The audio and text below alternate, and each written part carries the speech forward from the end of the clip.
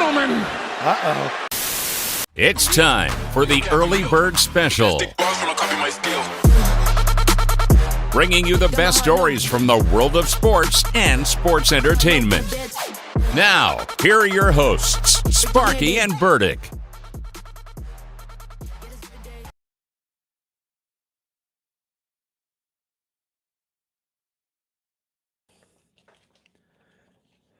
Well, good Friday morning, Bakersfield, surrounding communities, and everybody's watching online on YouTube and Twitch. This is the Early Bird Special. I'm Chris Burdick. That's Sparky. Sparky, good morning. Good morning and happy birthday, Burdick. Thank you, sir. I'm not one to really celebrate my birthday, but yes, it is my birthday today. I turned 32. There you go. But let them know what else they're in for today. That's it. That's it? That's my it. Birthday? It's your birthday. We're gonna There's have so much sports going on. No, we'll talk about the wild, historic Stanley Cup final game last night. Plus, the All-Star team was announced yesterday. Antonio Brown is wanted, and Reds Wade Miley has got some wild accusations that we'll get into. Plus, since Father's Day is Sunday, we'll go down the father and sons over the years in sports history. I'm sure you'll hear this list all over the place today. I'm sure you will, but we're early. Yeah, and we're going to give you our favorites. That's what matters. We'll give you an NBA Finals preview, plus some U.S. Open rundown. Plus, we'll have some news for some not so tiffy time as she threw out the first pitch, and we'll go down some historic wild first pitches. Plus, we'll have comedian Cactus Tate joining us at 8 a.m., and Bold Brady will join us for the last time for a short period of time. He'll take a break until football comes. Yep. And that'll be at 8:30. We're dealing with a little bit of technical issues, but hopefully it'll get fixed during our show so we could read your text.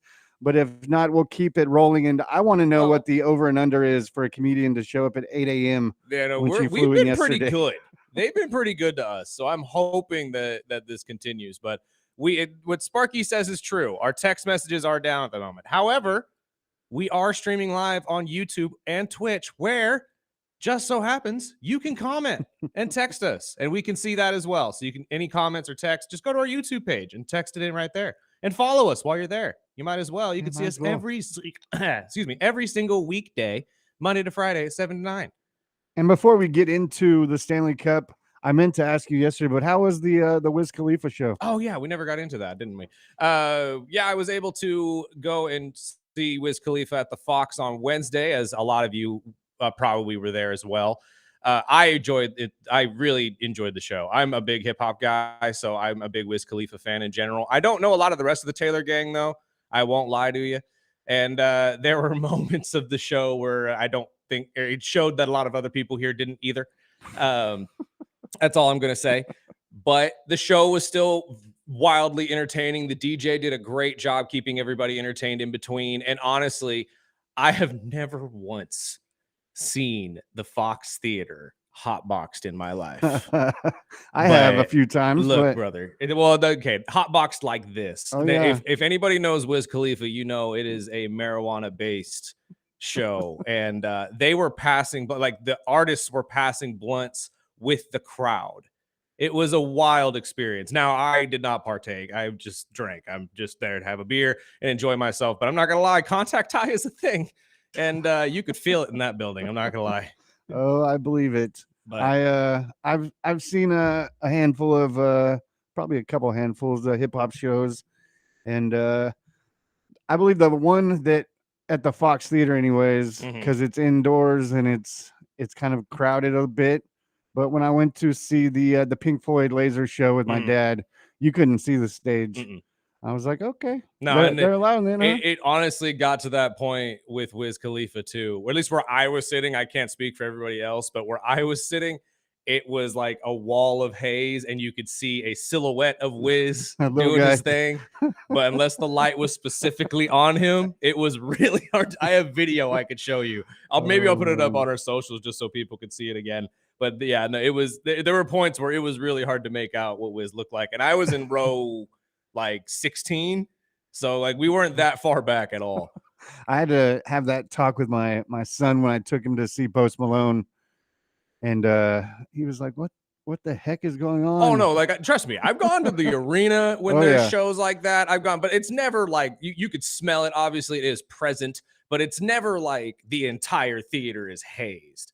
This was absolute just hot box. Well, I believe it. It's Wiz Khalifa. Absolutely. But the show was great, like we said, and it was a really just if you were there, hope you enjoyed it as well. That's all we could say.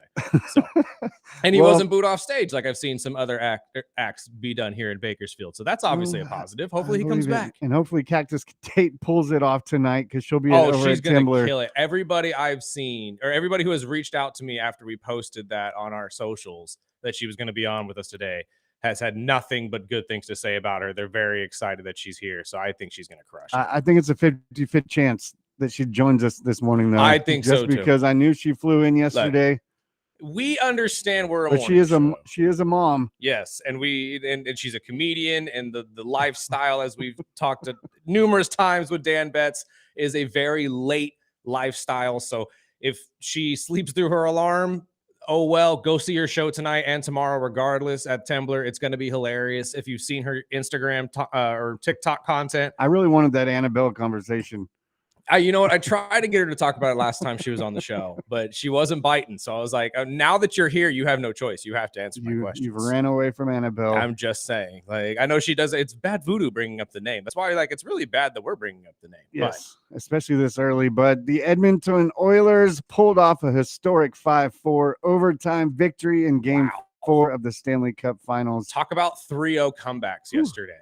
Weird. Just I believe this is the 6th time in finals history that this has happened. Last time it happened was actually Carolina doing it to Edmonton.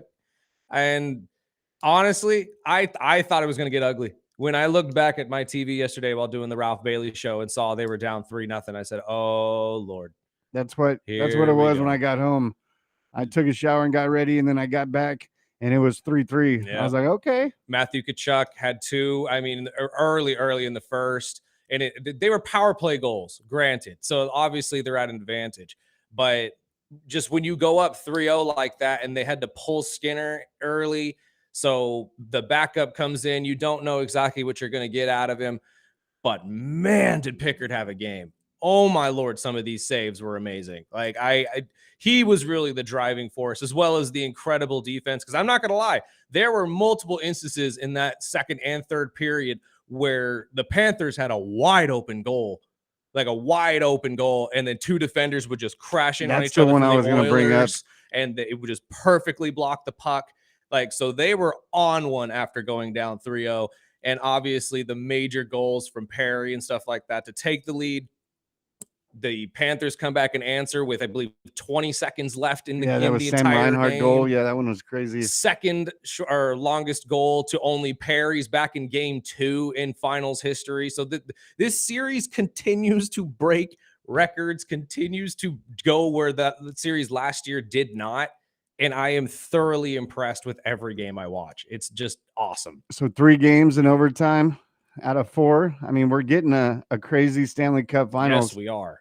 But Game 5 coming up tomorrow with the momentum, hopefully keeping with Edmonton. But it's like the NBA Finals at this point. Like, this is why I am really, really happy that both the NBA Finals and the Stanley Cup Finals are just crushing it right now. And not to mention, I know we didn't talk about it a whole ton, but we had the French Open last week with tennis, which absolutely was entertaining in the finals. We're having the U.S. Open right now, which is, I mean, the 25th best golfer in the world is leading right now with only a stroke lead, but he hasn't even started yet today.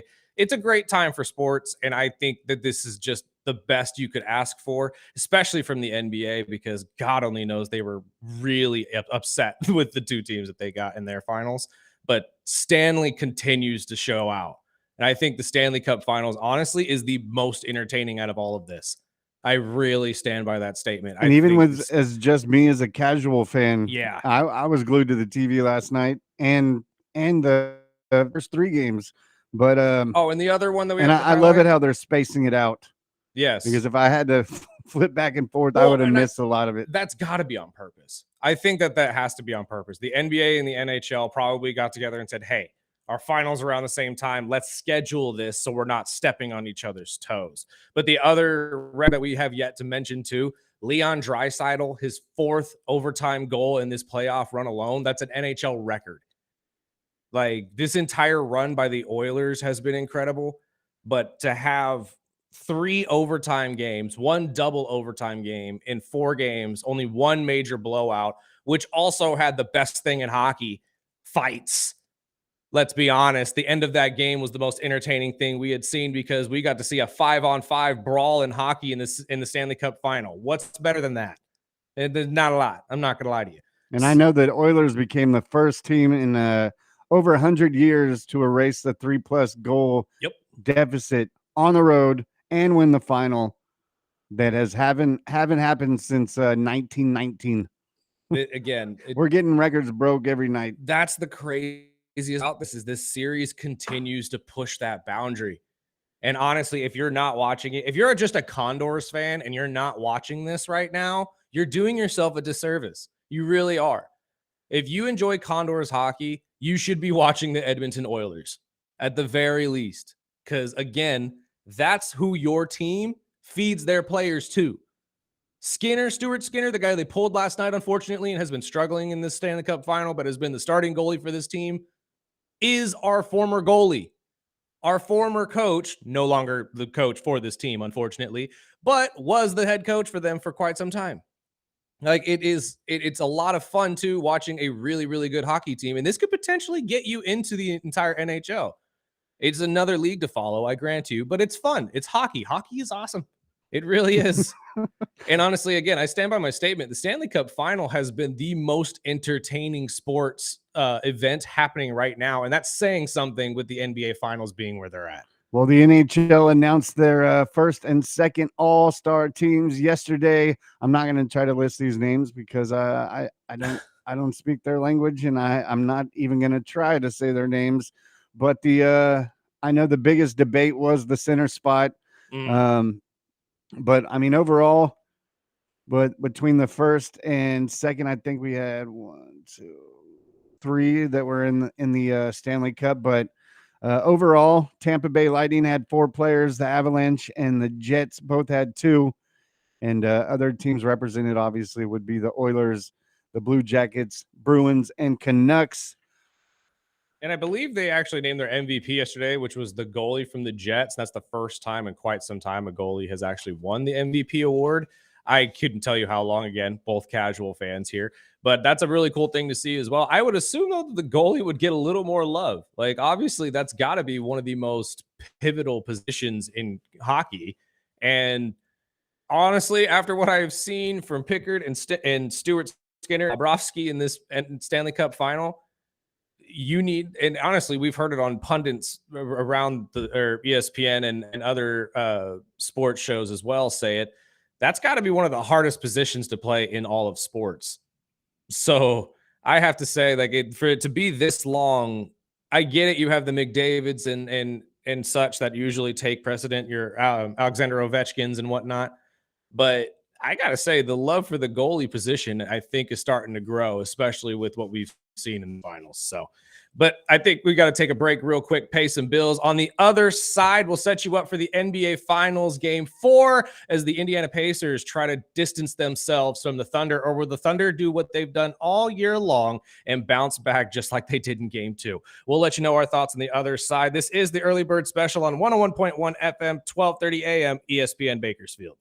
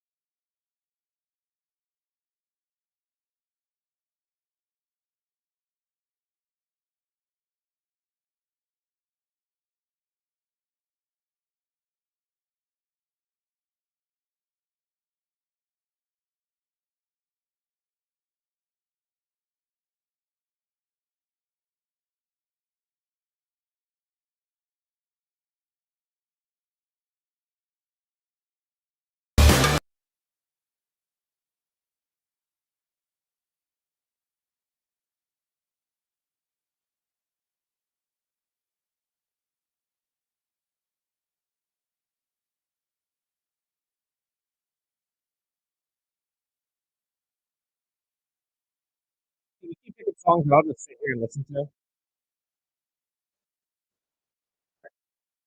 This is the early bird special. I'm Chris Burdick. That's Sparky. We got the NBA Finals coming up tonight, starting at 5:30. The Indiana Pacers looking to take a 3-1 lead over the Thunder. However, Vegas, once again, thinks that the Oklahoma City Thunder are going to win, and the line went up, Sparky, 6.5. Nice. I told you. I was like, I'll take that. well, yeah. But again, it's not 10.5 like it was in game 2. I expect the Thunder to come out and absolutely mollywop them, though, unfortunately. Not saying that the Pacers aren't going to put up a fight, but seeing what we have seen from the Thunder, 18-2 in games or after games they've lost, and most of them have been by double digits. Actually, I'm pretty sure all of them have been by double digits. So it's going to be a really tall order for the Thunder to win this game, and even at home, which is crazy to think about. But I hope it keeps going back and forth, and we get that game 7. But I mean, I'm pulling OKC. This is Roger Bell talking about what he thinks is what the team needs to win the finals. With the new collective bargaining agreement and the cap restrictions and the penalties when you're a repeater, the day of having those 3 top tier guys that really make the bench have marginal impact. Those days are over. So it becomes about your depth. It becomes about your ability to have multiple guys that can step into that secondary or third scoring role from night to night. And that is going to dictate who ultimately wins these finals. If OKC can find the production that they found in game 2, they look good. If Indiana is going to have, what they had to at least some degree in game 1 and definitely in game 3, it's going to be Indiana. And the ability for role players to settle in on the road at OKC, that being in game 4, is really going to be what it's all about. If those guys can't find their footing like they do at home, then they're going to be in a deep hole. It's going to be 3-1 going back to Oklahoma City. See, that I agree with him, but I have seen nothing to make me believe that they won't do that. You know what I mean? They've gone up against, I don't want to say better competition with this exact situation. But I mean, when you look at teams like the Nuggets and the Timberwolves and all of that, and for them to just manhandle those teams, it's going to be something along those lines where I feel like it's just going to go down the same way. I put it as where they need to finish the games. I mean, even the 2 losses they've had the lead going into the fourth quarter in both games. And it's just like we talked about after game 1, OKC let off. They got into cruise control late in the third quarter, and they had problems getting back into it. In game 3, it was the same thing. It wasn't as big of a lead, but they had the lead. It was between 5 and 8 going back and forth. And my problem with OKC is when they get one-dimensional and they try to where SGA stops playing team ball. And, the team ball is what got them there. And I think he probably hit it right on the dot is, they're going to need players off the bench, but when it's a short lead like that, it can't be 1-on-5. And that's what it was frustrating with me. It was SGA everything, which I get it. You're the MVP. Everybody knows you're good, but it is a team sport. You know what I mean? And you had 2 or 3 guys wide open while you're playing 1-on-3, trying to, get those fouls. I get it. He can pull it off, but I think they come back, and I'm hoping, I think the word used was the mollywop. I hope they do come out and play 4 quarters, but that's going to be, the Pacers not going to be a pushover. No, not at home either. But at this point, I think that if you're the Thunder, you're sitting there thinking exactly like you said, you need to get Chet and Jalen in the game just like they did in game 3, but you need to have SGA focus on facilitating that a little bit more rather than taking over the game late. And on the opposite end, if you're the Pacers, you need to do the exact same thing when it comes to Tyrese Halliburton and Pascal Siakam. You need to actually get them involved, but you now need to rely on a bench player as well to pitch in. And not to sound stupid, but I kind of want SGA to play a little bit more like Halliburton, where he's running the game, but he's dishing it out as well. Which is weird to think about when you hear that, because a lot of people were sitting there thinking that Tyrese Halliburton needed to play more like SGA in order to win the series. And I was the one sitting there saying, no, play the way that got you here. And honestly, that's what the Pacers have been doing Rick Carlisle is finding ways to, just like he did with the Knicks, just exploit small mistakes in the Thunder's game to give them a chance. And I think at this point, I still believe the Thunder will most likely win this series, at least from what I have seen. If the Pacers obviously come out tonight and just rout them, then obviously I will be changing my opinion. And on Monday, I'll be sitting here singing the Pacers' praises. But I do believe that the Thunder have a better team, and that honestly, what I have seen from them is more likely to be sustainable than what I have seen from the Pacers. I think that if the Thunder could just figure out what they can get done on the bench, have your Alex Caruso's and stuff like that step up a little bit more, get Hartenstein involved more in the offense again, I think you'll be fine. You got away from that in game 3 because your 3 main stars of the team were honestly having a solid game, because Chet finally had a double-double with 20 and 10. Jalen led the team with, I think, 28 points, and SGA was SGA. So I think at this point, you just got to figure out what you can do as a contributor outside of those 3 for the Thunder. Well, speaking of SGA, this is Pacers coach Carlisle talking about how they have to defend him. You just got to try to make it hard. A lot of different guys that are guarding him. You got to react when he gets in the lane and not overreact when it's not necessary. Well, great players put you in really difficult situations. The MVP is going to put you in situations that are even more haunting. We've just got to do everything possible to make it as hard as possible. And a lot of times that isn't enough. And you said 6.5? 6.5 at the moment. Yes. And honestly, I think it'll stay there, but this is just an interesting game in general. I can't wait to talk to Bolt and see what he thinks. I was just going to say, I wonder what Bolt thinks. Or how successful he's been on this series, because this has to be one of the more difficult ones to go back and forth with. Although, if you're playing the odds, I'd bet the Thunder, even with the 6.5 point bump, because like I said, every game we've seen them lose 18-2, all 18 of those wins were double digits. So I mean, it's funny, we've talked about it, but each team doesn't usually lose twice in a row. No. So, I mean, this may go 7 in the first or the first team to lose twice loses. That's probably what'll end up happening. Probably end up happening. But so honestly, it's a big game tonight. I was just happy that we didn't end up getting the, replay of the Sixers Lakers from back in the early 2000s, where we saw the Pacers pull off a great game 1, and then games 2 through 5 were absolutely one-sided. So it's like, I'm just really happy we have good basketball, and this series continues to impress. And honestly, now I'm hearing the Cowherds of the world all sing its praises too, which means it's got to be doing good in some respects, right?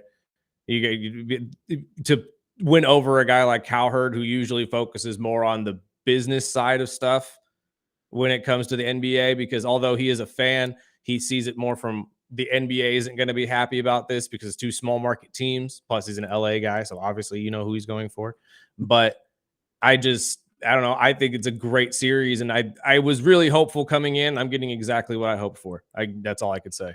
And keeping it in basketball, some news broke this morning. Russell Westbrook declined his player option for this season or next season, and is now a unrestricted free agent. I mean, he could always go back to Denver, but at this point, he's become a journeyman. Yes. And just figure out what team fits for you, man, and hopefully you win a ring this time, because that's what we're chasing. We'll talk about some, what do you want to get into? Some criminal news after this? We might as well get into Antonio.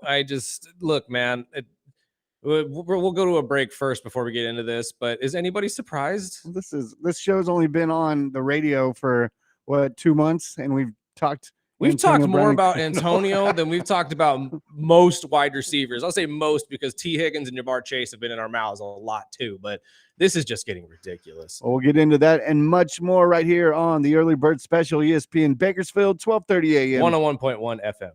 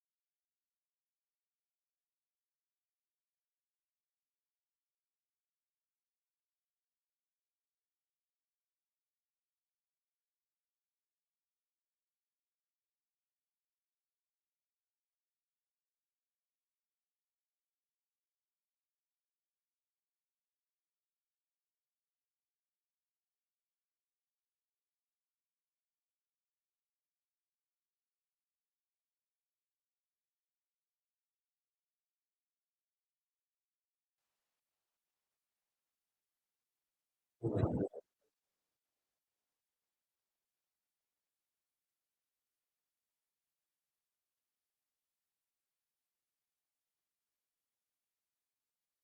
back. This is the early bird special. God, it's really hard to talk over this song. I love this song. We got to get into some stories though, because Lord, as we said before the break, Antonio Brown is stuck in it again. Now, technically, this is a continuation from a story that we were covering a couple weeks ago. If you remember the So it is the same one yeah, it's where the dude tried to steal his chain. that's the supposed story. Yeah. So if you remember a few months ago, Antonio Brown was attending a celebrity boxing match hosted by Aiden Ross, a popular streamer who or where at this event Antonio was supposedly a part of an altercation with a bunch of different individuals who jumped him, quote unquote, to try to steal his chain. And from what we understand now is he is under or he He's wanted. apparently came at one of these guys with a gun. And I don't know if he fired. I'm pretty sure he fired from what I understand. That's what the report The says. report says that he fired. They said they found 2 shell casings. So he probably took a couple shots. I obviously missed the guy because nobody died during this situation, but the guy now is going after him for attempted murder. Um, this entire situation is sticky because obviously if it's true that these guys were all jumping Antonio, that this was clearly a self-defense situation and attempted murder doesn't stick. But if this was something that just Antonio kind of took wrong and these guys weren't actually doing that and he just kind of had an episode, then we're in real sticky situation here because his long history of just, I don't want to say mental unhealth because that's not necessarily the case. This could just be his personality, but it has definitely been unhinged at the very, very least.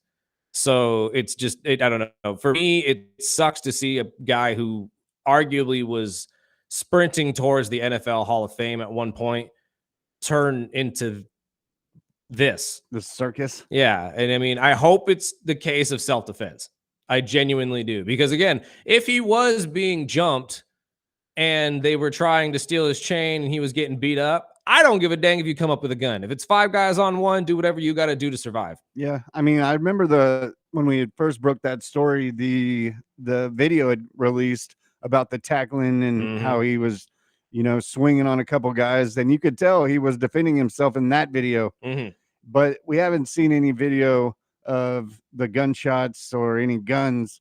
And I know shortly after, because he was detained for a couple hours, and they allowed him to leave. They didn't have anything on him.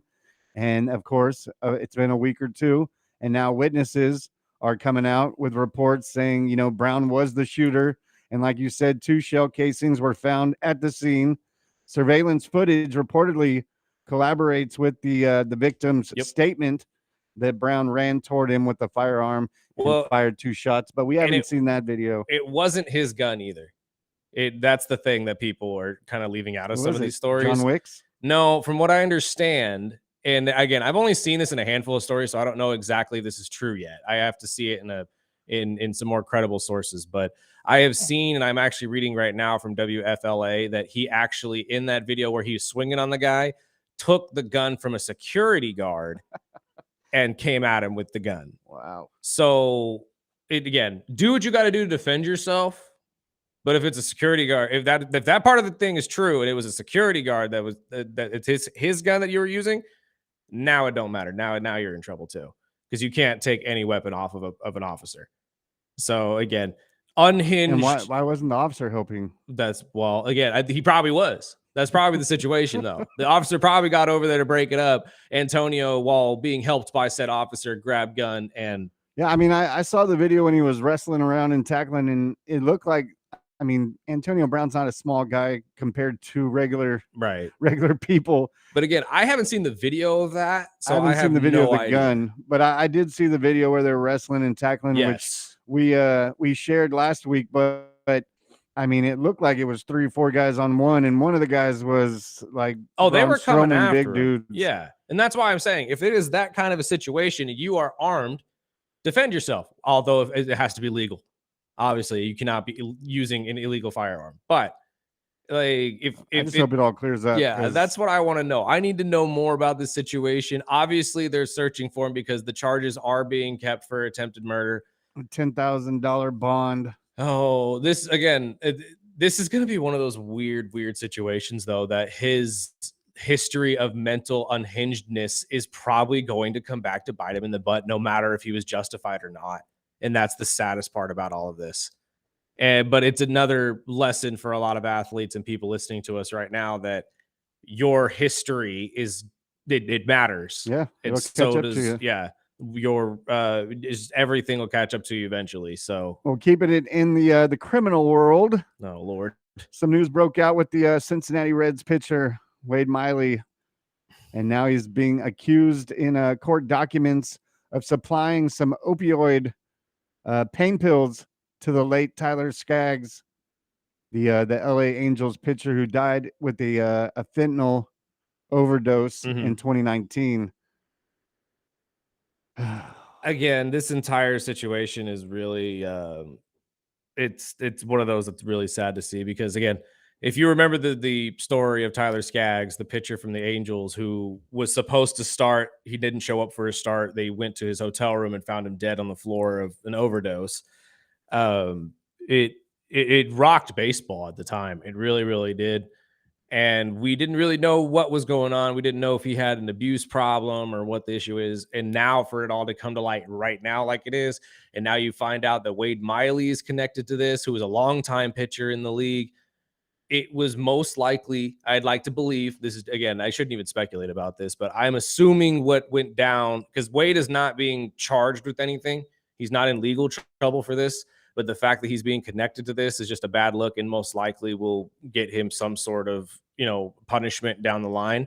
But I am assuming what was happening was Skaggs had some sort of injury issue, didn't have anything to take care of it. So Wade handed him some pills that he took that helped him. Yeah, I mean, that's Tyler what the probably report took too says. much. And his former agent, Ryan Hamill, is, going through a deposition of the Skaggs family because they're doing a wrongful death lawsuit against the Angels. And as they were doing that, Hamill said Skaggs told him in 2013 that Miley had supplied him with some oxycodone to help him with some pain. And it's just a sad and crazy story. But I mean, the case following the conviction of former Angels PR staffer Eric Kay is now serving 22 years in prison for providing lethal pills. I mean, there's all sorts of, connect the dots to this story. There's all sorts of people, but this was the most recent that came out. But on the positive side, we'll get out of the criminal world.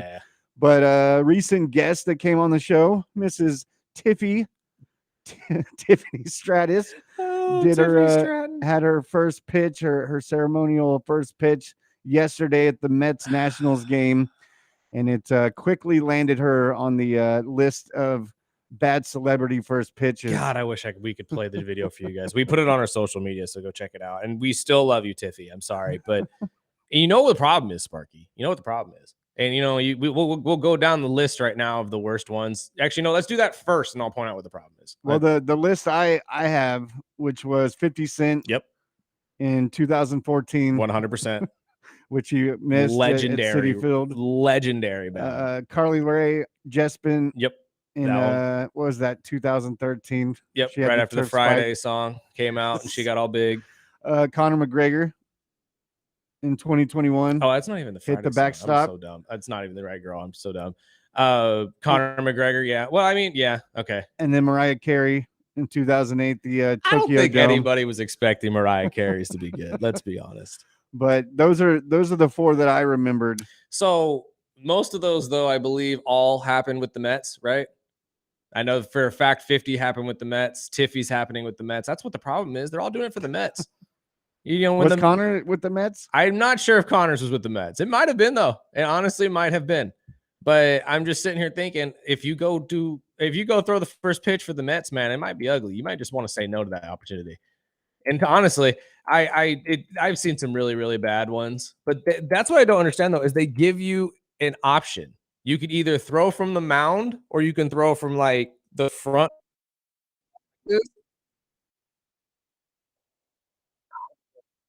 Want the actual like the pride of saying they threw the first pitch. It, it is way more difficult to throw a pitch that people understand. It's down the middle, like some of these people are expecting you to do as an athlete. And McGregor was the Cubs. Cubs? Okay, that's what I was thinking. It's like it's usually either the Mets or the Cubs or some like big organization like that. I'm more surprised though that Tiffy did this with the Mets though and not with the Twins. You're from Minnesota. Why are you sending her to New York? With the belt on. Yeah, it is like, what the heck is going on here? WWE, do your like, come on. We sent her to a Twins game. No one cares about the Mets. No one cares if she's sending the pitch for the Mets. It's not like it's the same thing. So, but we still love you, Tiffy. It's okay. It's your baseball was not the sport that you came in on. Gymnastics is a killer for you. I just And love honestly, that she threw out the Tiffy time before she pitched that was pretty, well, that kind of made it worse though, didn't it? Yes. It was like, when I saw the other camera, I was like, well, she has the belt on. Maybe that was maybe that give threw her her an off. excuse for But it. nah, again, this when you come out and you do some sort of like moniker first, you have to go down the middle. Like, I'm sorry, you can't mess up after that. That's what made it worse to me, but it is what it is. Like I said, celebrities have a long history of bad first pitches. I never expect them to be good. I'm actually more surprised when they're down the middle. Genuinely, like when It's a perfect strike. exactly when it's like, oh wow, okay, you got an arm, let's go, you can play baseball. Yeah, outside of that, like I'm more surprised when that happens than when they're bad. So that's just me. Well, we'll get into some more miscellaneous news, especially out of the NFL. I just got a story coming out of Gillette Stadium that I'll share right after this break. Then we'll have comedian Cactus Tate in studio ahead of her 2 shows tonight and 2 shows tomorrow at Timbler Brewing, brought to you by the Well Comedy Club. This is the Early Bird Special on ESPN Bakersfield, 12:30 a.m. 101.1 FM.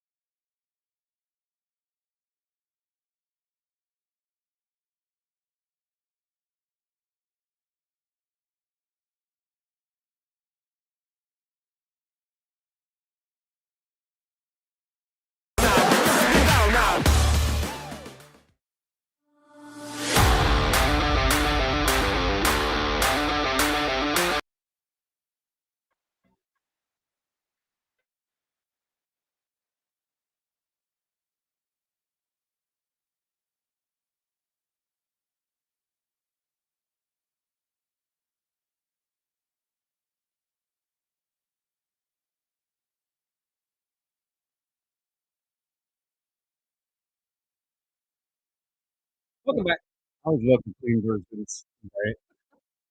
Not even close. Okay, whatever. Some news out of the NFL this morning. Tom Brady, Keaton Boy, will finally get his statue outside of Gillette Stadium. We really decide. Like, I don't know. Dolphins fan, I No, never I liked get the it. guy, I but get it. as a 7-time Super Bowl champ, he deserves his statue. But he'll get it. They'll unveil it in August. Is it the fact that he cheated though, or is it the fact that he never had to cheat to beat you? I mean, we beat him several times, so I enjoyed it. I'm just kidding. I'm just messing with you. No, No, I I still don't. think about the what was it? It wasn't Jakeem Grant. There were so many damn running backs through those years. The Wildcat game, I always remember when we smashed them, and then the crazy kick return or the Tannehill to. I still have that shirt. It was, I can't believe I don't remember the running back, but he ended up going over to the Chargers after that. But that crazy was the Miami Miracle that they called it, where he flipped it and pitched it to like 6 other guys, and we finally got to beat him. That was a good feud that we had for many years. Many. Congratulations, he'll get his statue. I mean, surprise to no one, right? I mean, it's Tom Brady. Is he going to get one in Tampa too? Probably. Honestly, I would not be surprised.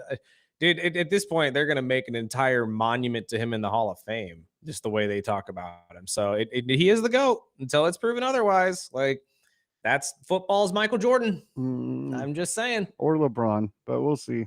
Yeah, or LeBron, whichever way you want to look at it. Depends on what if you're a millennial or not, I guess. But before we get into other NFL, did the story broke out yesterday about Schefter and Pat that I was going to bounce off you because I know you watch McAfee a lot more than I do.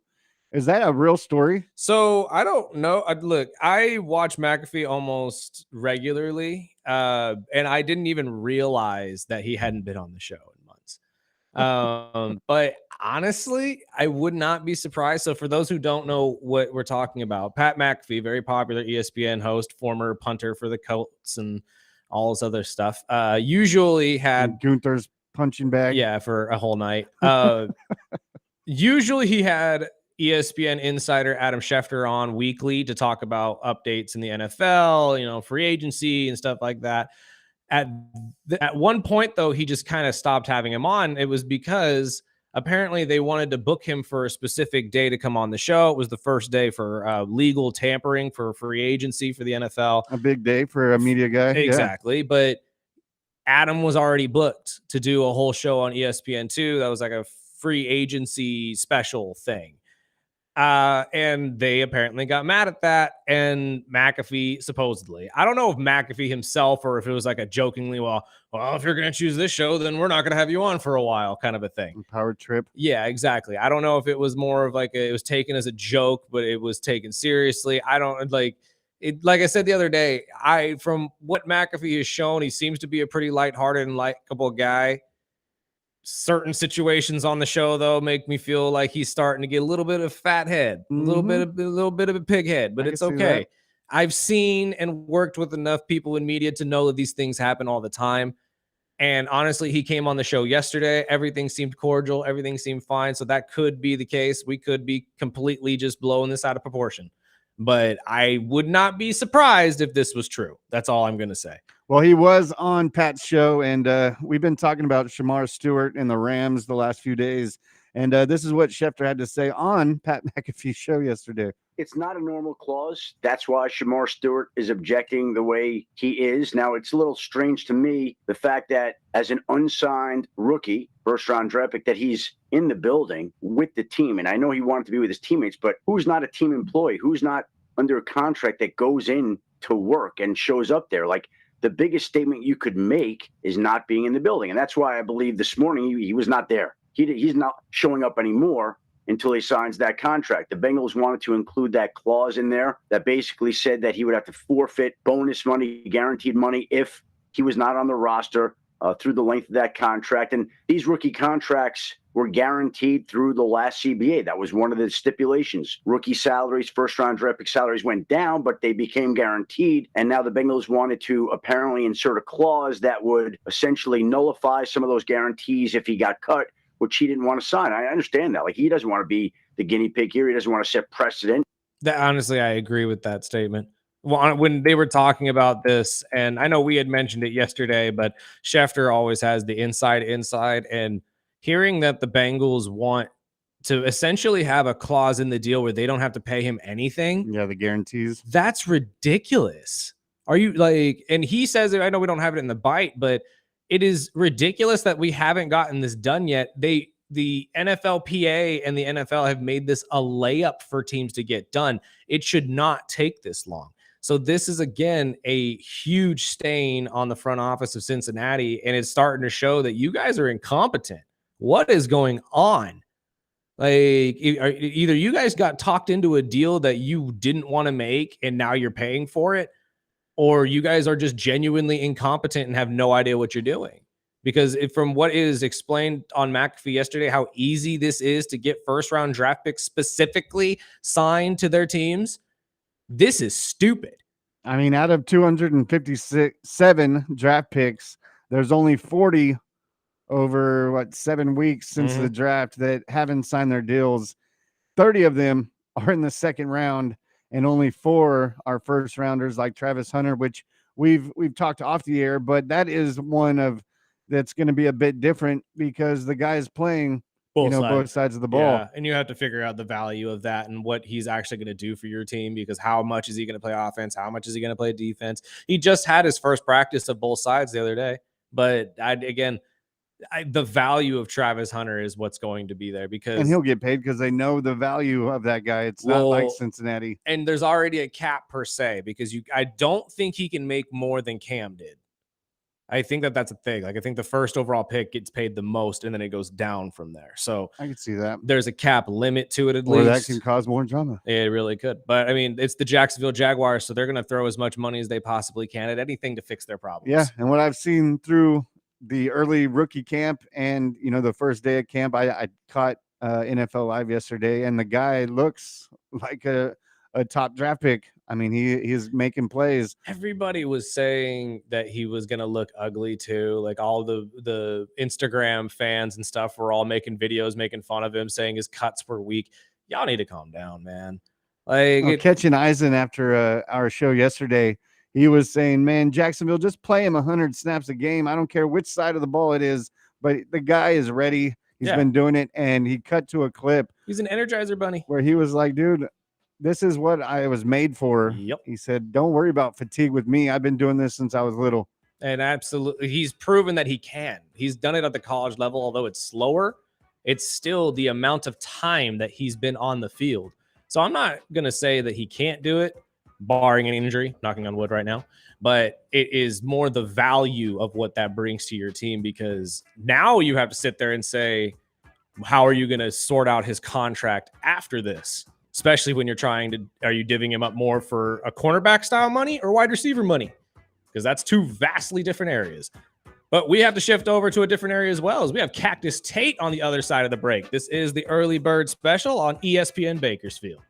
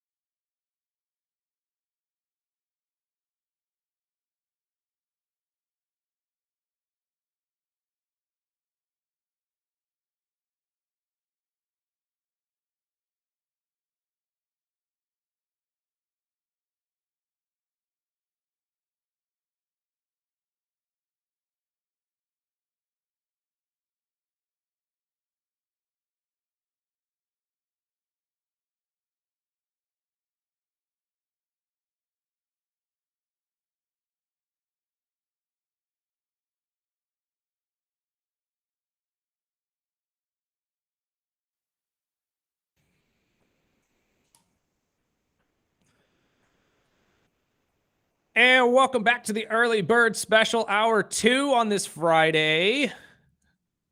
We got 2 very special guests to wrap up the week for you, starting with one of the funniest comedians we have found on TikTok to date. Miss Cactus Tatum is in the building. How are you? I'm doing good, doing great. Happy to be in Bakersfield. Right. You excited for the shows tonight at Tembler? Super, super excited. I'm very excited. We got 2 tonight and 2 tomorrow, correct? Full Okay. weekend. So I know I asked you this off of the air, but I'm very curious. I know a lot of my friends are as well. So I'm going to ask you again on the air. What is the difference between Cactus Tate on social media and Cactus Tate on stage? The guidelines. I can definitely be more free on stage. It's definitely about my life and how I got brought up and my current life and my kid, of course. But yeah, I would say it's pretty different from TikTok, and I get that a lot. I do get that I'm funnier in person, and I like that a lot. That's always the positive side of it, right? I mean, Yes. I have had so many of my friends reach out to me saying they have watched you live and they really enjoyed the show. But I've always been curious how that kind of translates, because I know not that you were probably on this, but Vine back in the day when it was 7 seconds, a lot of those guys tried to go and be comedians and couldn't do it because you can't keep people's attention that long. So I was kind of curious if that like mimics the same thing on TikTok. So I'm like, so your sets are somewhat similar to what we see in the videos then, or am I assuming it's kind of just like more focused on family stuff? They're somewhat similar. It's definitely me being brash and out of pocket and everything like that and being way over dramatic. But I would say it's a lot freer and more focused on me and how I came up and the story of Tatum. So Okay. And obviously we talked to you a little bit about that last week, how your family upbringing and stuff like that has affected you. So what exactly can people be expecting and stuff like that? Like stories about your parents and stuff, I'm assuming.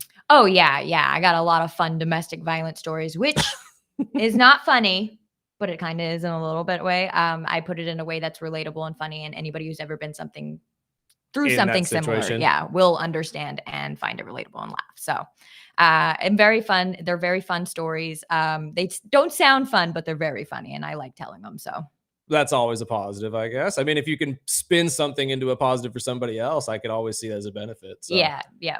I mean, is that where your fearless approach comes from? Oh, I think so. I think I got a lot of it from when I was a kid and the stuff I dealt with. I got thick skin and I run full force, and I feel pretty unstoppable right now. So it's been great. That's awesome. I grew up kind of the same way, but my dad was not around when I was growing up, but I was lucky enough to have a badass stepdad that taught me the ways. And he was one that gave me the thick skin. You know, we were more like buddies than father son, and that was one of the things that I think that brings the funny side to me, where I can almost laugh about anything. We had bets on yesterday, and he was telling us that tickets are very, very low. So I know Bakersfield's got a reputation of waiting until the last minute to get tickets. You don't want to do that with Cactus. Go to thewellcomedyclub.com and get your tickets while you can before they're sold out. So are you from Texas? No, I'm originally from Carlsbad, New Mexico. I grew up there. We just moved to Houston probably 3 years ago, I want to say.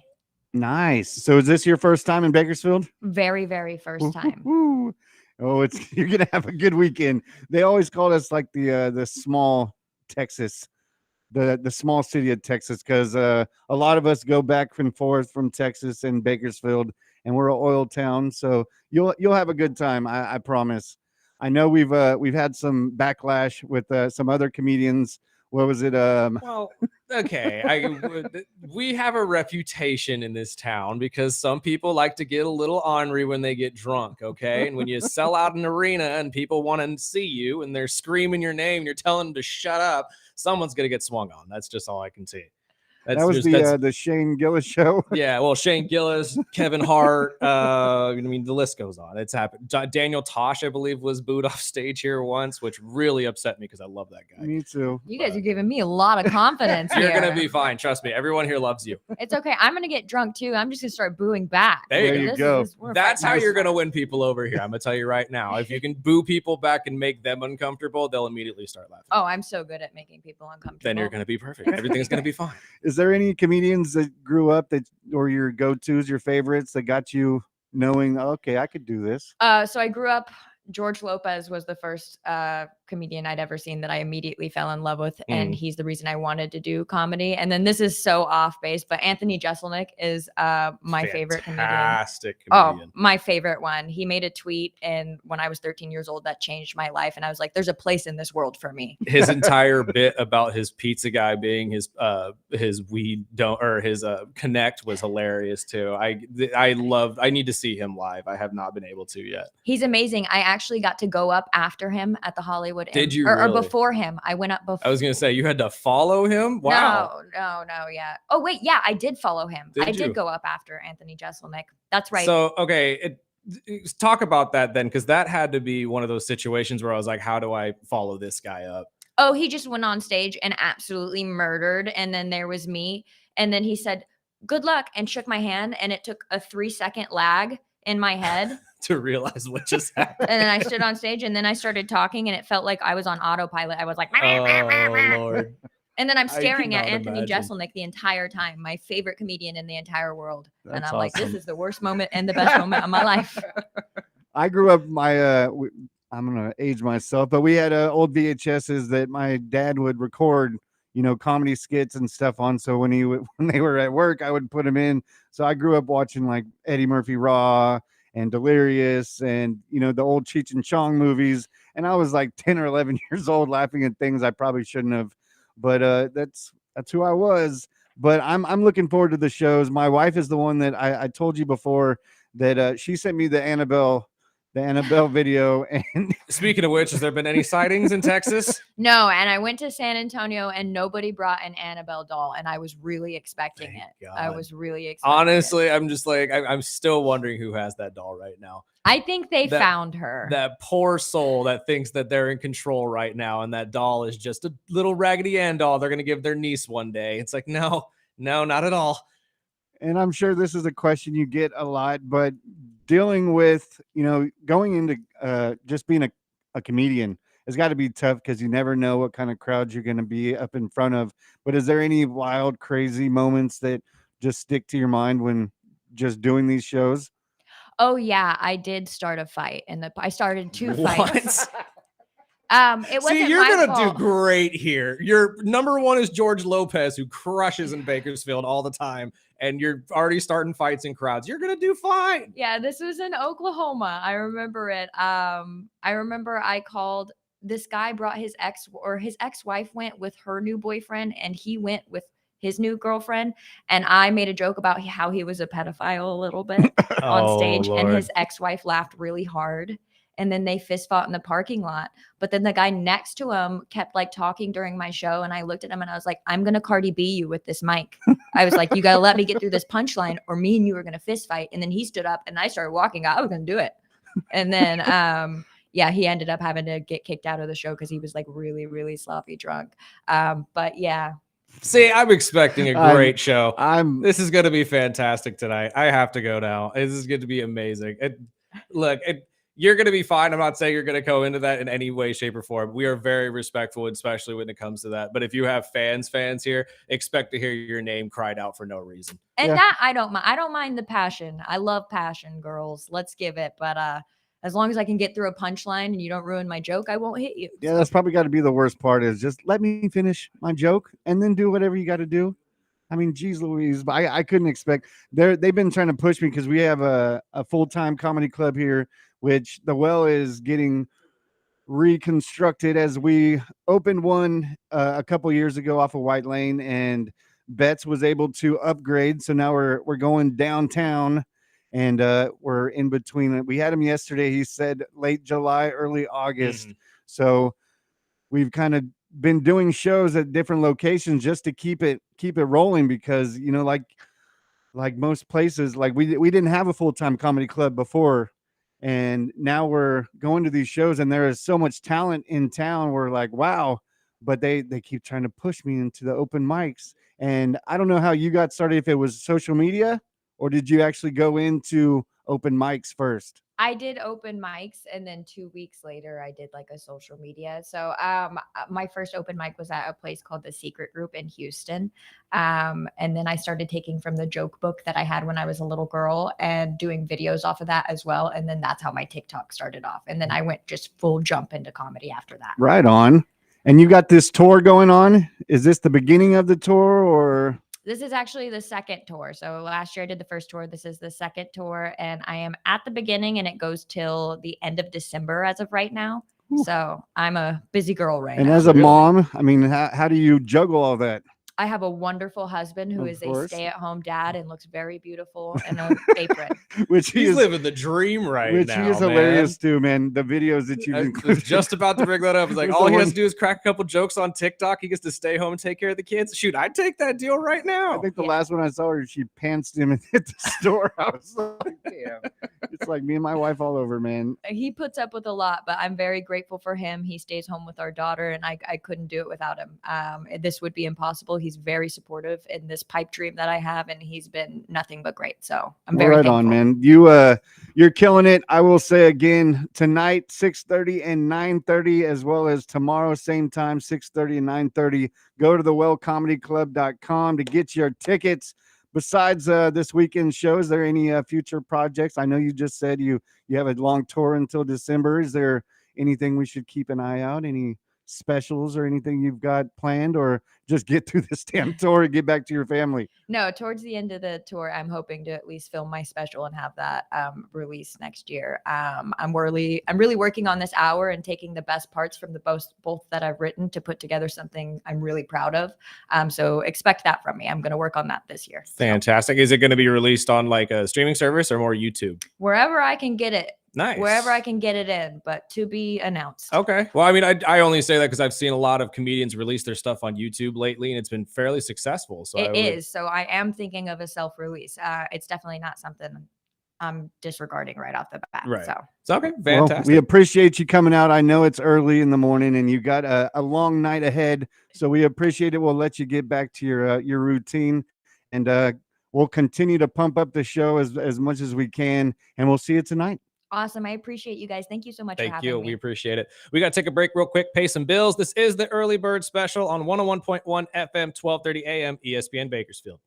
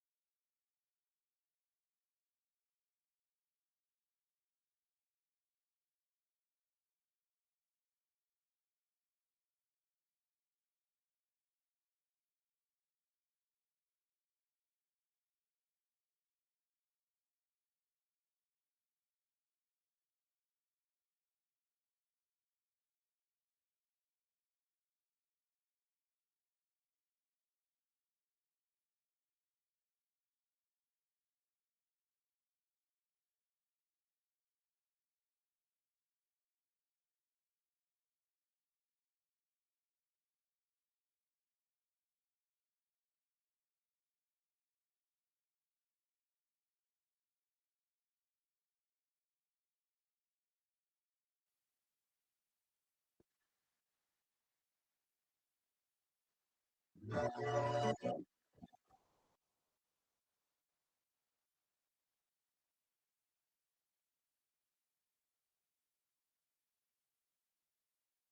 back.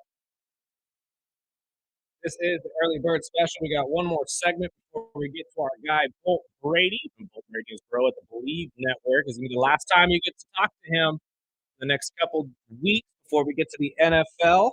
Right around the corner. Right around the corner. But if you have any text messages, questions, whatever you need, text it in 661-842-2000. We're hoping to have that up by the time we have Bolt. But if we don't, you can also go to our YouTube channel right now and just type it into the live chat. Got it right here in front of me, so I'll be able to ask Bolt whatever question you have. Better utilize this time now. Top 5% in win percentage. And I'm telling you right now, if you haven't made money on this guy, you're doing yourself a disservice. That's why we have him on every week, to help you guys win some money. So you got to be paying attention. You got to ride with his picks. I'm telling you, it's going to make you some money. That's why he's there. And honestly, it's Father's Day weekend. So if you need that money to go get your dad a gift, you should do it right now. And see, and I'm a dad, and I'm paying for a beach trip. See, that's the weird thing, man. Yeah, that's what dad's jobs are. I get it. I understand that. But let's be honest, man. It's Dad's Day. Yeah, Dad shouldn't have to pay for Jack Diddley on Dad's Day. I'm lucky. I've got a beautiful family, and my boy's got straight A's, so he deserves a beach trip for the night. Attaboy.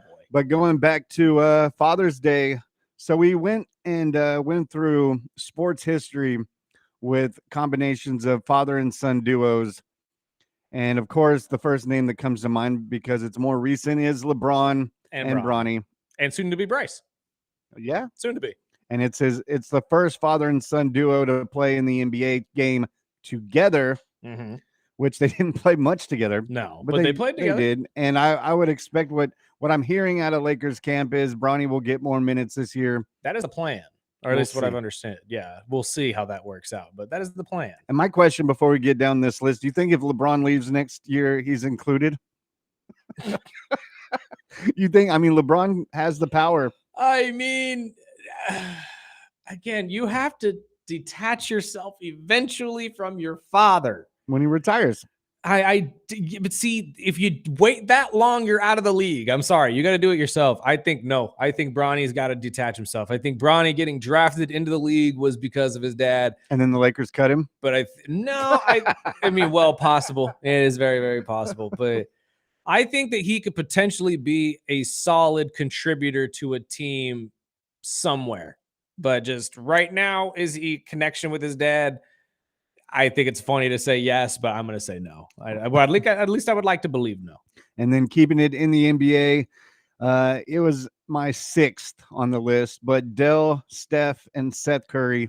Ooh, that's a good one. I have to agree with you just because there's not a lot of, outside of that one picture of Dell and Steph, there's not a lot of family pics of the three of them together. So it's not like we kind of grew into this family. And honestly, most people that I know that know Steph have no idea who his dad was. So I'm the old one. I grew up watching Dell with the Hornets.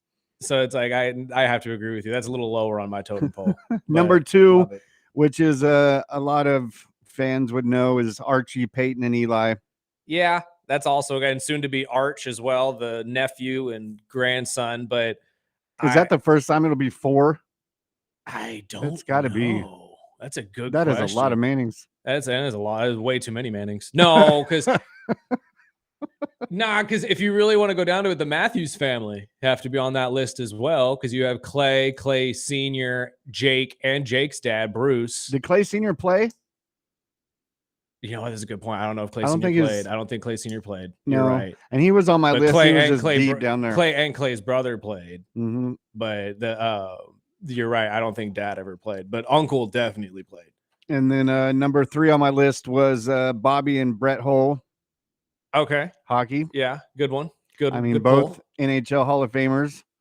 Of course, the Griffies. Naturally, that's number 1 on my list. The Griffies will never be beat in terms of father-son, in my opinion. That was pinnacle.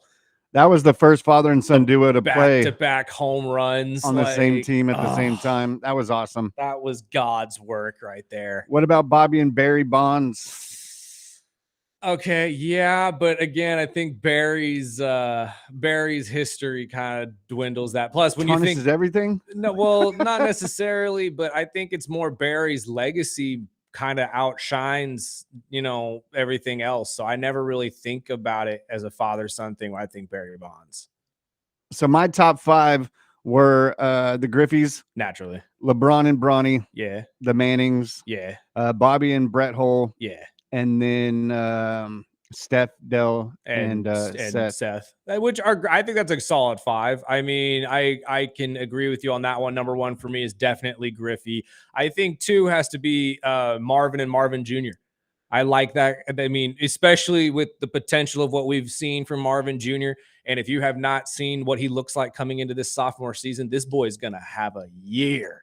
I mean, if they can get it done on the quarterback position, this could be a really entertaining year for the Cardinals.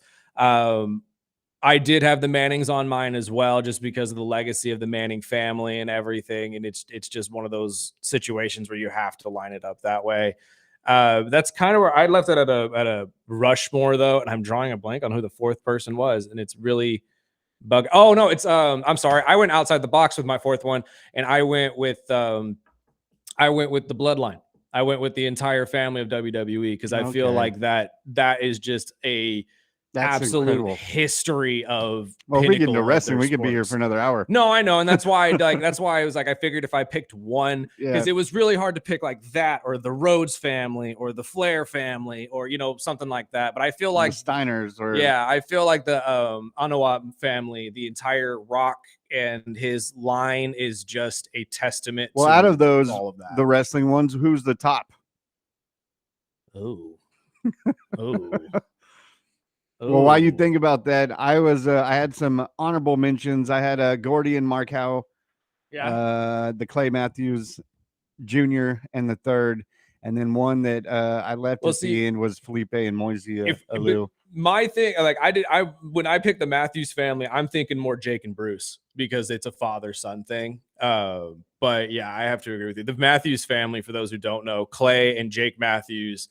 Well, Jake Matthews being the longtime left tackle for the Atlanta Falcons, Clay Matthews being the longtime outside linebacker for the Packers, amongst others. The entire family is a football just godsend. Everybody who has touched a football field in that family has been a stud. And actually, there was rumor that Clay's youngest brother was actually supposed to be the best of the 3, never even saw the field in the NFL. I'm like, that's the craziest part about it. Like all the rumors you hear coming out of that family is just nuts. But yeah, that's why I would put them up on that list. In terms of wrestling, I think I named the 4. I mean, no, I'm sorry. The Hearts. I have to remember the Hart family. I forgot about that too.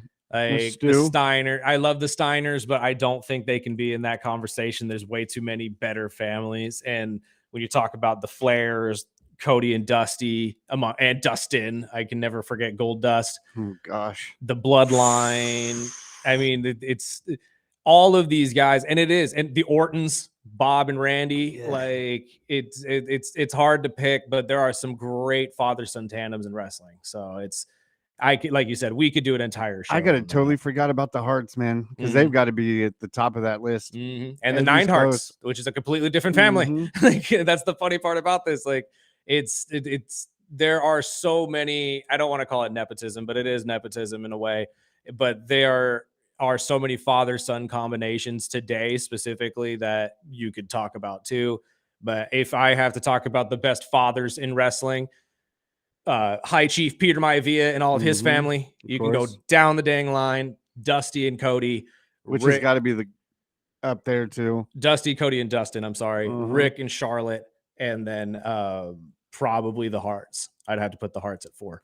That's crazy. Which again, and there's more coming. If that one's more of a family thing, though, I can't necessarily say father-son, although father trained all of the sons, but it is what it is. So with Archie, Peyton, and Eli, and Arch coming, where do you think Arch lands? Sit on all of these? Yeah. I mean, obviously, it's going to be Peyton, Eli. He'll be better than Uncle Eli, 100%. What? Eli's I've never been a fan. I've never been Super Bowl MVP. I will look, brother. That Eli, yes. And don't get me wrong, amount of Super Bowl MVPs as his brother. I understand. I get it.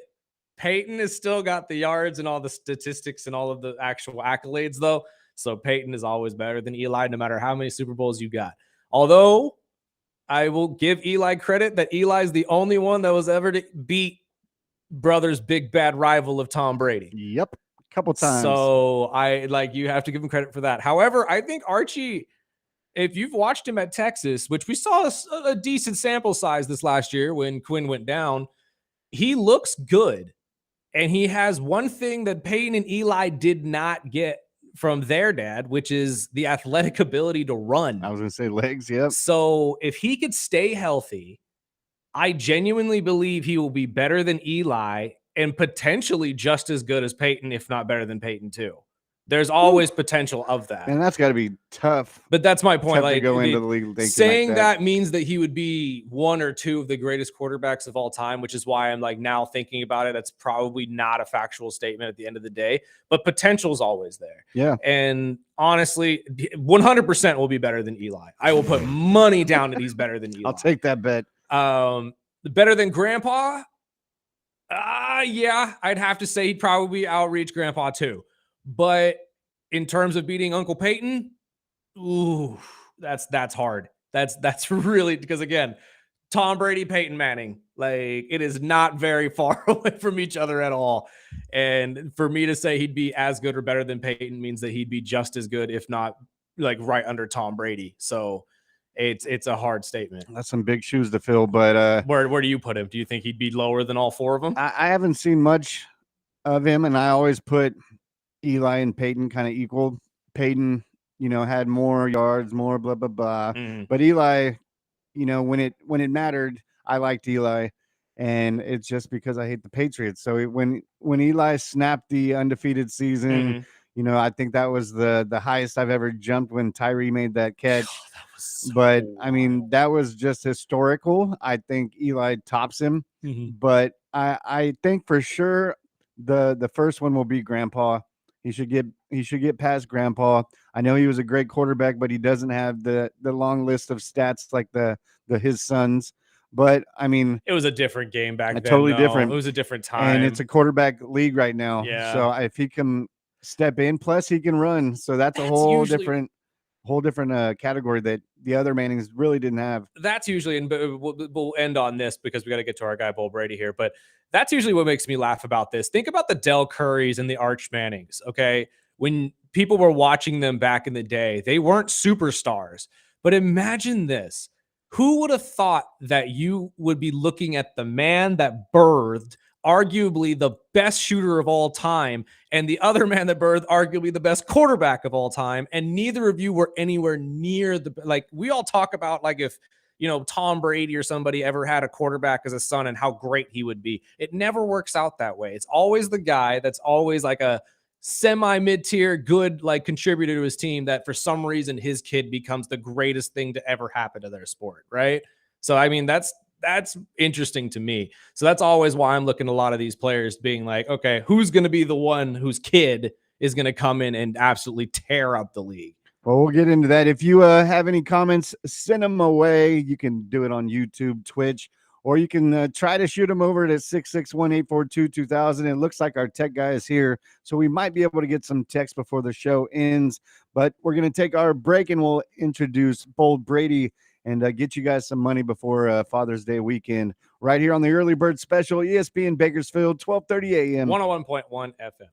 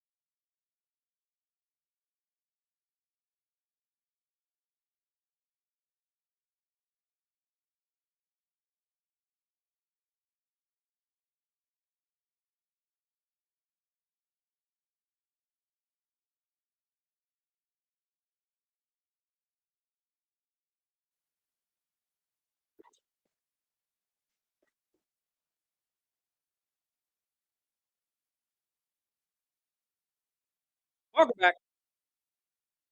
This is the early bird special. We are everything our usual talks with Bolt Brady. He is in Lake Tahoe, though. I believe on probably a family trip, I would assume, Father's Day weekend. So if he gets to us, we will gladly throw him in here. If What not, was it? maybe 6.5 OKC? 6.5 really right now at OKC. And I had a couple questions for him for the U.S. Open as well, but he did give us his favorites last week. So if you're looking for those, go back last Friday, 8:30. He'll be right there just looking, or I'm sorry, he'll be waiting for you with his picks for the U.S. Open. Right now, though, your U.S. Open's leader still sits with JJ Spawn at 4 under. Lawrence right under him at 3 under is the only one at second.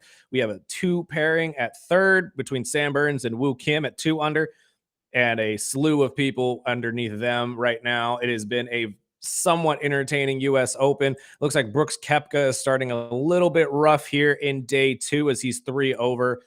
And honestly, the rest of who I thought was going to be towards the top of this, your usuals, your Xander Schauffele's, John Rahms and whatnot, are towards the bottom of this, still have yet to break par. So we're going to see what day 2 has planned for us here at the U.S. Open. And if we can get Bolt Brady in here, we'll get his thoughts on JJ Spawn's incredible start to this. He is set to tee off here at about 10 o'clock this morning. So we'll see if he can keep that going and win this entire thing. However, we got other stories to get to. Which one should we start with here, Sparky? Should we talk about the new father, or should we just go into some of this football news that people have been waiting for? Oh, hold on one second. Go ahead. We may have Bull Brady on the line. Let's get to the new father real quick. Danny Hamlin of NASCAR has decided that he will not be racing in Mexico City just to be there for the birth of his son. So we have to applaud Mr. Hamlin for that. Obviously, coming off of a win, this is another major win for him and for his family. So I'm very happy to see that he and his family are well and going into this birth of their son in the right way. We do have Bolt Brady on the line. He is live from Lake Tahoe. Sir, how are you? What's happened, fellas? Just looking out over the lake here. Oh, I'm so jealous. I usually go during the winter, though. That's usually my time. But are you guys out there for a family trip, I assume, for Father's Day? Yeah, I came up here with my brother's family. So, yep, it's a family trip for everyone. It's great. Fantastic. Well, we won't keep you long. We'll let you get back to what you were doing. Real quick, let's get into the U.S. Open, my friend. What are your thoughts on JJ Spawn leading the group? Does he have a chance to stay there? Are you expecting the usuals to kind of climb up here in rounds 2 and 3? Good question. Well, JJ's no rookie. He's been around for 13 years, and he actually took second place in the PGA this year. So he actually has some skill. These guys, they're falling off a little bit, like Rahm and Scheffler and stuff. But if they can stay within 7 or 8 shots after today, because the course is playing so difficult, I think I would give him like a 20% chance of winning. Let's put it that way. Okay. Well, I mean, that's better than some of the other people we've seen the last couple of weeks. I would take it. What are your thoughts on Brooks Koepka kind of falling off here with the 3 over? I know, that's such a bummer. I'd love to see Brooks get up there again because he does so great when he's near the top. I think if he's within like 5 strokes, though, I think he's got a shot. Well, right now he's still within grasp, obviously. So I would say the same, but with so many people over par, would you think that that's going to continue, or do you think it's going to kind of clear up for people? I think it's going to be difficult for everyone. I think the cut line's probably going to be around +7, which is crazy to say, but it is one of the most difficult courses in the world, actually. So we still have to see what Bryson and some of those guys have to do, but like I always say, Saturday's moving day. It's almost like the fourth quarter in the NBA. That's when the game really starts. And I know we talked about this last week that you were pairing everybody against Rory. Has that been successful for you? Well, it has. I got a little scared at first because he was Rory on fire at first. I was worried for you. I'm like, I'm going to have to eat my words here. But then after going 2 under, he went 6 over and he finished 4 over for the day yesterday. So, we'll see. Hopefully, I like Rory, but hopefully the bad play continues. And then what are your thoughts on the NBA Finals so far? Obviously, the line going up a point again, much like it did last week. But do you expect the Thunder to come out and win by double digits? I don't. I don't understand this this line. You know, once again, like we've been saying, we like the Thunder in game 2, and then 3 we like the Pacers again. And I just don't see how they're not giving credit to the Pacers at home. I mean, the Thunder have still not covered on the road, so they're 0-8 against the spread, and they're only 4-4 straight up on the road. So once again, I like the Pacers here. Just no respect. I have to agree, but I mean, wouldn't it kind of go with what we've seen already that the Thunder would come back and actually make the adjustments? I mean, they're 18-2 in games after they've lost. So right. I just think it's difficult for them on the road because, the role players, especially, the Thunder, it's Shea and Jay, and you got Big Chet, and Chet just has not been playing well on the road at all. He was 0 for 6, a big bagel from 3-point land last game.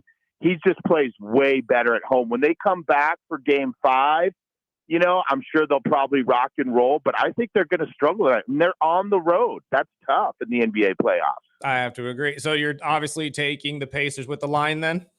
Yes, correct. Is there any other bets that you want to throw out here before we let you go? No, I would just say that Rom in the U.S. Open, he's struggling a little bit now, but he should still make the cut, and he's such a grinder that look for him to do well over the weekend. Fantastic, sir. Well, we'll let you get to your vacation. Enjoy it. Enjoy Lake Tahoe, and we'll talk to you during football season. All right. Appreciate it, guys. Take care. Thank you, my friend. We'll take a break real quick, pay some bills, come back on the other side and finish up with some miscellaneous stories throughout the week. And we'll let you know what we're watching this weekend and get you set up for SmackDown. This is the Early Bird Special on 101.1 FM, 1230 AM, ESPN Bakersfield.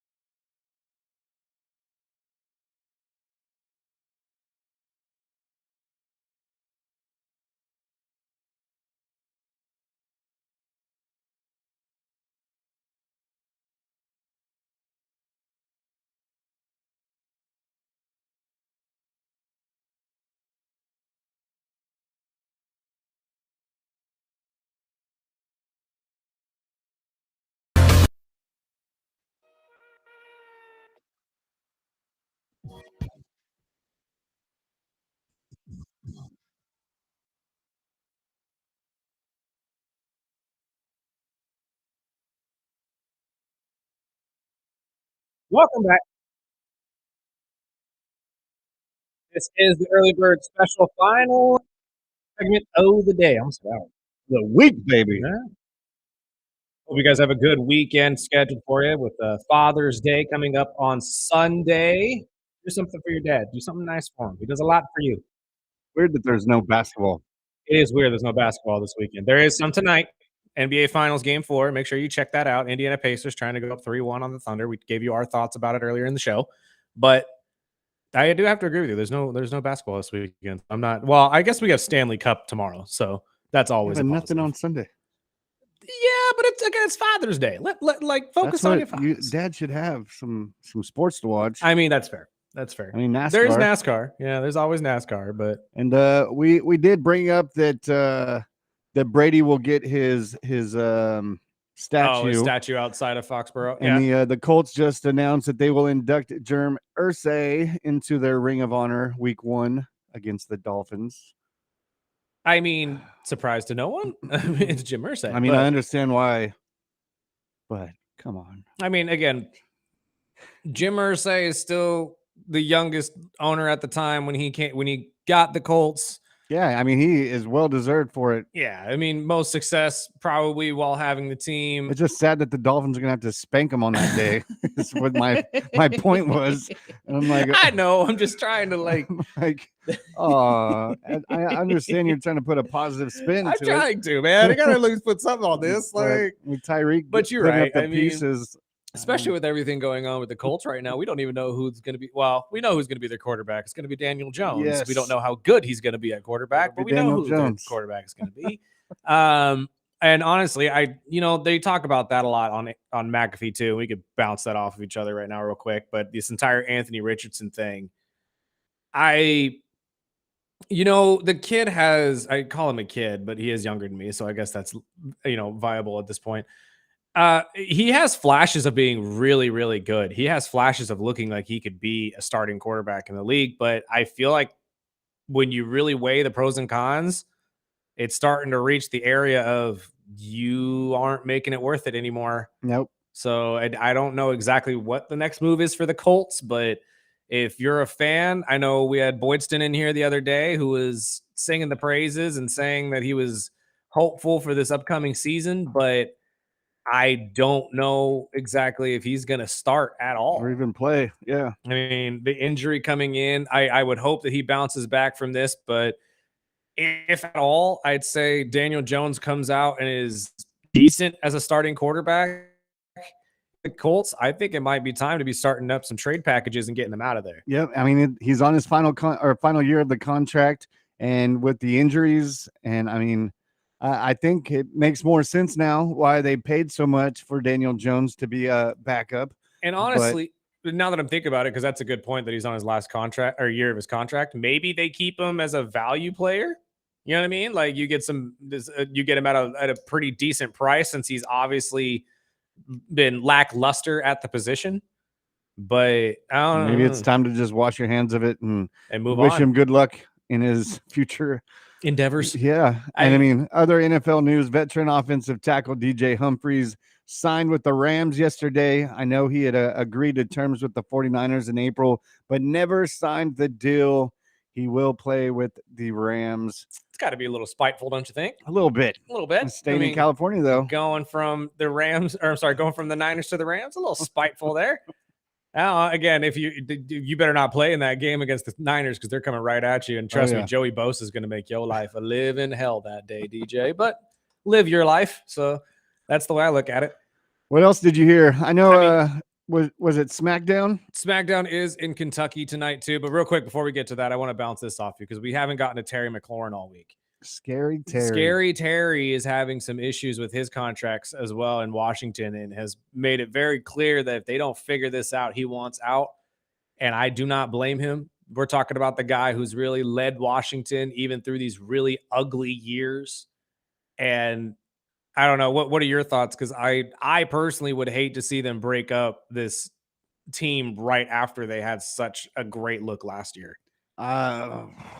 What's the other? They got Debo off? They do have Debo season, now, right? Yes. I mean, that's going to be a duo you want. I mean, I don't know what type of money he's looking at. I don't know his current deal right now, but I mean, Terry is.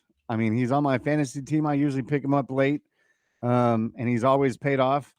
I like the guy, but I mean, it's got to be tough because he went through the first few years of his career playing on a bad Washington team, and now that they're starting to turn things around, got a quarterback, got a better coach, and they're picking up the pieces that are needed. And I mean, now Washington is kind of a destination that free agents are actually looking at finally after all these years. So it'd be kind of sad to see Terry go, but I know the market would be pretty busy for a guy like Terry. Oh, 100%. Terry's in his final year of a 3-year, $71 million deal, but he wants a deal of upwards of $100 million. So, don't we all? Yeah, exactly. But I mean, I'd say he has at least worked his butt off and warranted the money. Does he want like $100 million for 4 years? Probably like something of that nature. Yeah, like a 25 to maybe 20 million a year deal. But that's what I'm saying is that like he is worth the money. He has shown you in multiple years he's worth the money. He's led your team in a wide receiver position. And even if you went and got Deebo Samuel, let's not forget that Jaden Daniels and Terry connected for 82 receptions and over 1,000 yards and 13 touchdowns last year. Are you going to let that walk?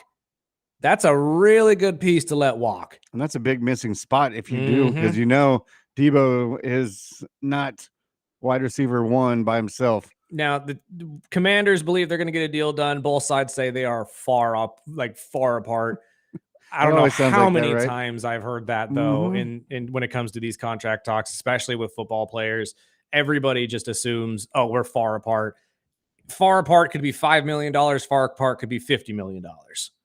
I mean, they've got to know the value because he's been there. Well, and every team is going, it's a business. So everybody is going to try to lowball you first. You have to know what you're worth. And honestly, standing on his business, I'm pretty sure Terry is going to get paid. It's Terry. I would hope so. And honestly, or at least by Washington. If I'm Dan Quinn, I'm looking at my GM saying, get this deal done and get this over with, please. Like, I want my receiver out here. I want my full offense ready to go because we were not very far off from the Super Bowl last year. And if you do anything to derail us now, oh my good Lord. Like, you guys just turned around the entire situation. You just made this thing a beloved place to come play again. Now with the Snyder situation out of the way, and you're completely rebuilding the franchise, and everybody loves what you're doing here. Maybe ex-nay the name change and go to something different than Commanders, because God knows that's not the best name you could have chosen. But for it to go down like this, though, with the star player of the team, in my opinion, you can say Jaden Daniels all you want, but it's been scary Terry for as long as I can remember at the moment. Yeah. And if you're not going to be willing to pay him, I got questions if I'm on this team. Because if you're not willing to pay Scary Terry, are you willing to pay me? You pay anybody, yeah. I mean, outside of, unless your name is Jaden Daniels, everybody else on that team is probably wondering, if they ain't paying him, they ain't paying me. I was like, who's the other receiver over there? Crowder? That's a good question, actually. I'm not sure outside of Deebo. And speaking of football, we know the Christian McCaffrey football camp is going on right now at Bakersfield High School. And if you're in town this weekend and are looking for something to do, like we told you, Cactus Tate will be at Timber tonight, 6:30 and 9:30, as well as tomorrow, 6:30 and 9:30. And if you want to take a quick drive up to the 559 fights, that is taking place tomorrow at Eagle Mountain Casino. Go root on our Bakersfield natives, as we've got 2 or 3 fights from local guys coming. Yes, and then the wide receiver room in the Commanders sits Terry McLaurin, Deebo Samuel, Noah Brown, which got hurt, who's hurt at the moment. Michael Gallup also hurt at the moment. Luke McCaffrey, KJ Osborne, most likely the other ones to be left on the team. So it's looking pretty slim. Absolutely. So if I'm the Washington Commanders, I'm forking over $100 million to Scary Terry and making sure my wide receiver is happy. Pay that man, which is quarterback. Funny because you look at the rest of the team and you wonder, okay, like much like we say about Cincinnati, are you putting too much money in the offense now because you have to now pay Deebo Samuel and Scary Terry? Again, these are the questions that you as the front office in the NFL have to juggle all the time, I realize.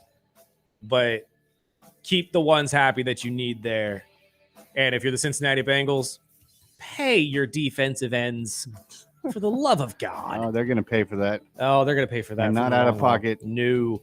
But that's all we got for you guys this week. Enjoy your weekend. Again, go thank your dads. Do something nice for them. They do so much for us every single day that they never get thanked for, and they deserve all the thank in the world, just like your moms do as well. So that's all we got for you guys this week. Join us back here next week, 7 to 9 a.m. as usual for the Early Bird Special. And we got to get out of the way for the great Rich Eisen. Sparky, let's go home.